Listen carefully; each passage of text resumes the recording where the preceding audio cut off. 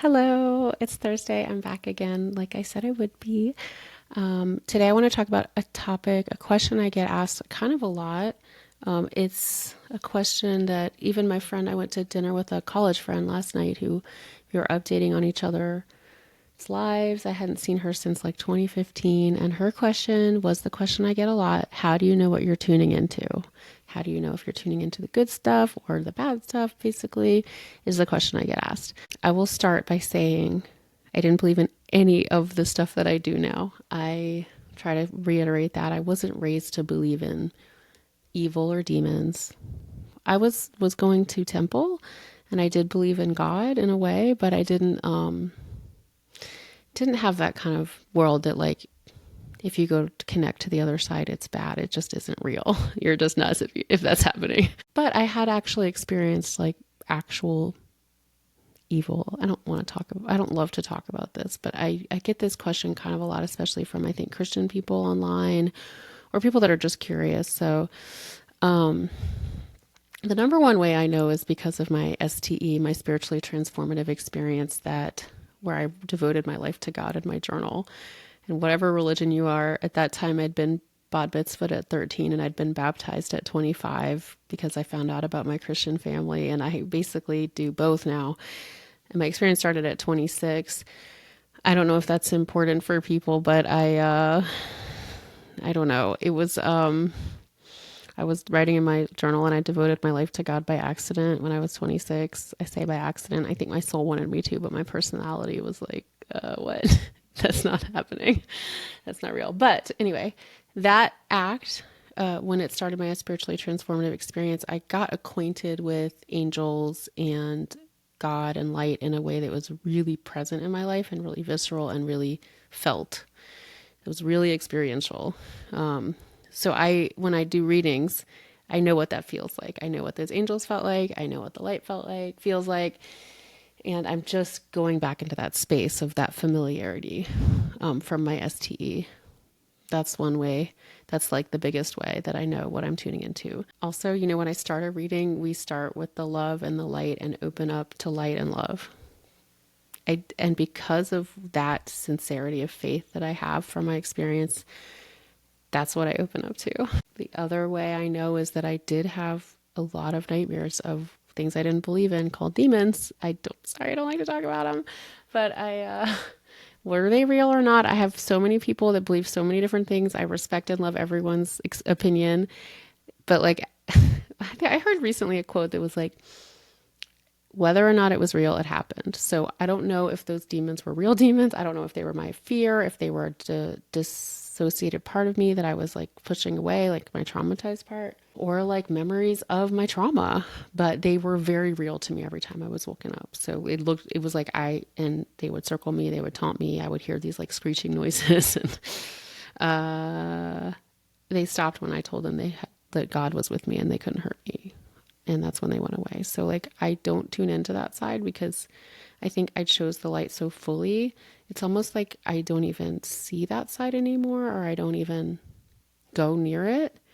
I choose not to. I think some people like to delve into that world, and I was there for so long after my trauma, whether you take that as a real thing or not, from 13 to 26. So talk about 13 years of horrible nightmares of dark, shadowy beings around me.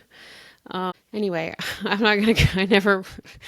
do not do that. So that's just, and it was the love that made them go away. So I tune into love when I start my readings, and that's how I am able to do them and help people. That's another way I know that what I'm tuning into, it helps people. So I know that it's coming from the love and the light and God, divine, whatever you want to call it.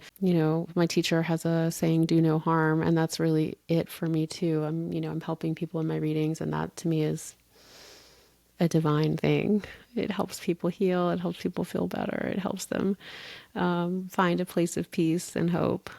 And that's like, and where there is love, there is God. I think that's a quote from the good book, the Bible. I'm not trying to make this super religious, but this is the question I get a lot, mostly from Christian followers. And I consider myself interfaith, and I want to respect everybody's faith. So if there's love, there's God. That's how I feel. That's what it was for me. Like the love of God truly healed me all the way. So it was that moment, that feeling, that deep, deep, deep divine love. So that's what I tune into when I do readings. I don't know. I never was, again, like none of this was wrong in my background. It was like just not real. And when I do them, it's almost like I have to do them. Otherwise I get like a lot of pressure in my head and it feels like I need to blow off steam basically, because otherwise it's like, psh, and it helps to just, yeah, like release it by doing readings or some kind of psychic work, because otherwise it's just like you're picking up on all this stuff. So that's basically how I know. It helps people. I tune into the love only, and I know what that feels like because of my very long experience of healing from trauma, which manifested in many spiritual ways for me. Yeah. The biggest thing I was going to talk about that I have to think about more is my mind. So, when I'm doing readings for people, when I'm tuning into the light and the divine love and the angels, like I have to be able to turn my rational mind off, because I'll see stuff and they'll say, that sounds too weird. I'm not going to say that. That sounds crazy. Or it sounds like too out there. This makes no sense to me. But I learned that I need to shut that part off and receive exactly what I received from spirit, and then share it. So like one example is recently I did a reading for a family at IANS, and the angels, the guides were giving advice on how they should take good care of themselves, or how they should keep taking care of themselves. And they showed me people drinking salt water. I was like, drinking salt water? That's silly. I'm going to say salt baths. I'm seeing that you need to take salt baths. And they were like, well, we do drink salt water. And I was like, but they were like, but we've stopped. We need to get back to doing that. I was like, okay, I just needed to say what I saw instead of just like telling, the angels that they were wrong about what they were showing me, which is basically what I did when I saw something and then said something else. There's been many examples of that in readings that I'm always working on saying, oh, okay, this is what I'm actually seeing. I'm not going to change it with my mind. And I live a life that's very aligned with love and peace and joy, what my stepdad called the red road, which he said I needed to be on at all times in order to keep my connection strong. And that's what I do. So I'm always like tuning in this way, not that way. But I wouldn't do that because I already healed and I don't want to go back into something yucky. Like having been, not just the nightmares, like I was perpetrated in a way that I would consider evil. And that was like, I experienced evil in my trauma. I experienced evil in my nightmares. And so I know what that's like. Sadly, my life has had to show me what that's like, and that's not what I do. I tune into the love and the light and bring people hope and peace and joy. So if that's something you've had questions about, I hope that answers what you're wondering about.